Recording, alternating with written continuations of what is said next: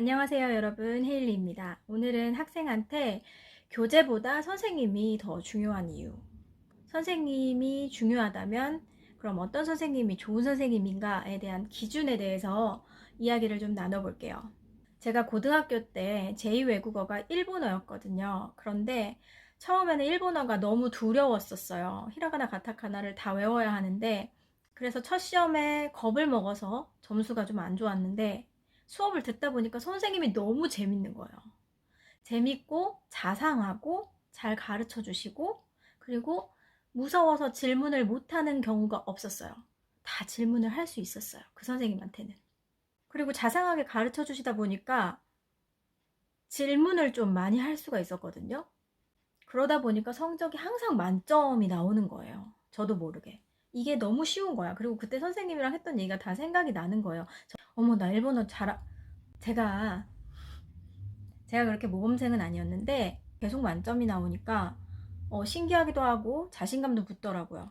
그런데 선생님이 너무 좋은데 탁 한문이 나오기 시작하면서, 제가 한문을 그 글자를 외운다는 것 자체를 되게 불필요하게 생각했었거든요. 그러니까 한문이 등장하면서 점수가 계속 떨어지기 시작하더라고요. 이게 참 배움에도 합이 중요해요. 이렇게 좋은 선생님도 제가 만났었지만 또 계속 좋은 선생님만 만날 수는 없잖아요, 살면서. 제가 초등학교 저학년 때 8살인가 9살 때 피아노를 굉장히 좋아하고 아주 열정적으로 학원을 다녔었어요. 처음에는 이제 교회에 어떤 선생님한테 배웠었는데 1년 배우고 났더니 거기 학생들이 너무 많이 늘어서 제가 큰 학원에 한번 다녀보고 싶은 욕심이 들더라고요. 그래서 엄마한테 부탁을 해서 큰 학원에 보내달라고 말씀을 드렸어요. 그랬더니 엄마가 큰 학원에, 그 학원으로 보내주셨는데 정말 무서운 선생님이 걸린 거예요. 이걸 어떻게 해? 한 가지만 예를 들어볼게요. 30cm 자 있잖아요. 맞으면 되게 착 감기면서 정말 아픈 거, 탄성이 있잖아요, 자에. 그거를 그 8살, 9살짜리 꼬맹이 손등 위에 이렇게 놔둬요. 딱 들고 있어요, 여기서. 선생님을 신경 쓰느라 악보를 못 보는 거예요. 너무 무서우니까 또 맞을까봐.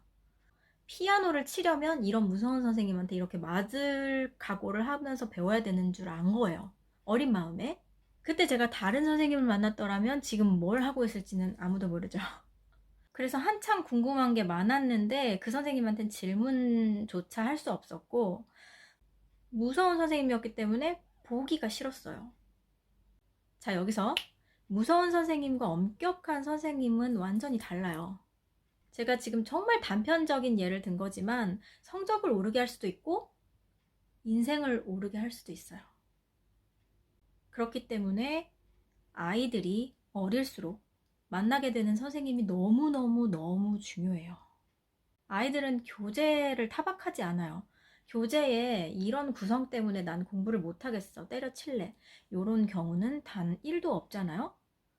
모든 것은 선생님과 환경, 나이가 어린 학생일수록 그 학생의 그 주변 환경과 선생님에게 영향을 절대적으로 많이 받아요. 그러면 어떤 선생님이 좋은 선생님일까요? 지금까지 만났던 여러 정말 각양각색의 선생님들 중에 좋은 선생님들은 전부 다 공통점이 하나씩 있었어요. 그게 뭐냐면 개인 연구를 하세요. 수업 준비. 예를 들어서 올해 어떤 선생님이 파닉스를 가르쳤어요.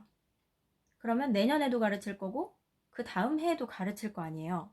근데 왜 그 선생님은 그 쉽디 쉬운 매번 똑같은 그 몇 개 되지도 않는 그 알파벳들을 다 알면서 왜 또 책은 또 수십 개를 펼쳐놓고선 공부를 하는 걸까요? 어떤 사람들은 또 모르나? 실수할까봐 그러는구나 라고 생각할 수도 있어요. 근데 아니요. 어제보다 조금이라도 더 쉽게 설명하려고, 작년보다 조금이라도 아이에게 도움이 되는 방법으로 설명하기 위해서 자기 진화를 거듭하는 거예요. 수업 준비 하지 않는 교수는 고인물입니다. 두 번째 좋은 선생님은요, 진심인 선생님이에요. 이런 선생님은 전화 통화만 딱 해봐도 알 수 있어요. 아이 파악을 진짜 기가 막히게 하시거든요. 이때 질문도 중요해요. 어떤 부모님들 이렇게 말씀하신 적 있으실 거예요. 우리 아이가 요새 잘하고 있나요? That's no, no. 정말 구체적이지 않은 질문이죠. 1과를 잘하고 있는지 2과를 잘하고 있냐는 건지 2과에서 틀렸던 걸 3과에서는 잘하고 있는 건지 아무것도 정보가 없는 것처럼 느껴지죠. 그냥 잘해요, 못해요로 나눠주세요. 같이 들릴 수가 있어요. 내 아이의 구체적인 장단점을 확실하게 캐치를 하고 계셔야 돼요. 일본어 성적이 떨어지고 있구나. 왠지 모르겠는데 왜 얘가 못하지라고 생각할 게 아니라 한문이 나오면서 얘가 성적이 떨어지는데 한문을 왜 얘가 공부를 안 할까? 아, 대화를 나눠보니 필요성을 못 느끼고 있구나. 그럼 어떻게 하면 필요성을 느끼게 할 수 있을까? 선생님이랑 이야기를 해봐야겠다. 이런 식으로 구체적으로. 그럼 선생님도 그 가이드라인을 바탕으로 목표를 설정을 하실 수가 있겠죠. 우리 아이가 요새 잘하고 있나요? 이 질문은 모든 결정권과 책임을 선생님에게 100% 넘기는 꼴이에요. 예를 들어 우리 애가 일본어에 한문이 나오면서 점수가 떨어지고 있는데 필요성을 못 느끼면 안 해도 된다고 생각을 하더라고요. 근데 선생님을 너무 좋아하니까 그 부분을 좀 건드려 주세요. 저도 대화를 한번 해볼게요. 삼각대의 다리가 3개인 이유가 이거예요. 좋은 선생님, 배우려는 학생, 그리고 집에서의 성격 파악 말고 학습의 어려움, 장단점을 캐치하는 엄마. 요 3개의 다리가 튼튼해야 삼각대가 서 있어요. 옛말이 틀린 말이 없다고 하잖아요. 선생님들끼리 모여도 이런 얘기 하는데 뭐냐면 엄마를 보면 아이를 안다예요. 좋은 예가 있어요. 김연아 선수 어머니. 손흥민 선수 아버지. 어때요?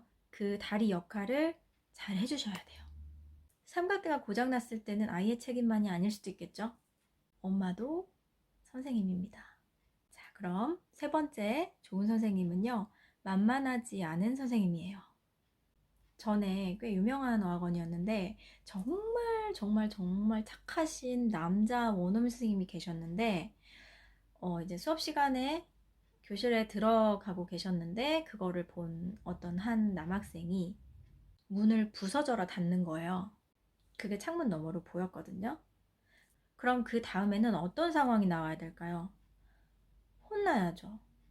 누구 때문에 모르는지는 몰라도 만약에 이 아이가 그 행동이 잘못된 걸 몰랐다면 알아야 하고 알고도 했다면 당연히 혼나야죠. 그런데 안타깝게도 혼나지 않았어요. 웃는 얼굴로 타이르려고 하시는데 그게 타일러졌을까요? 그날 그 수업은 어땠을까요? 맞아요. 원래부터 그 학생이 선생님 앞에서 그런 행동을 했을 거라는 생각이 저는 안 들어요. 그 수업 분위기에서 내 새끼 공부하게끔 하고 싶은 부모님은 안 계실 것 같거든요. 중고등학생 같은 경우에는 본인들이 느끼고 부모님한테 그런 얘기를 잘 안 하지만 초등학생 같은 경우에는 엄마 우리 선생님 무서운데 착해 이런 신기한 얘기를 아마 들어보신 분도 계실 거예요. 이게 만만하지 않은 선생님이에요. 그거 아세요? 아이들도 어른들처럼 간을 봐요. 간을 딱 보고 나서 선을 그어요. 여기까지. 여기까지. 안 그런 아이도 있을 수 있겠죠. 근데 간을 안 본다고 망가진 분위기를 리드하지는 않아요. 리드는 선생님이 하니까요. 좋은 선생님, 좋은 학생, 좋은 엄마, 좋은 아이 그 기준은 다 다를 거기 때문에 완벽한 정답은 없지만 기본적인 틀을 가지고 계시면 좀 더 수월해져요. 오늘 이 틀이 여러분들께 도움이 되셨으면 좋겠습니다. 그럼 우리는 다음 영상에서 만나요.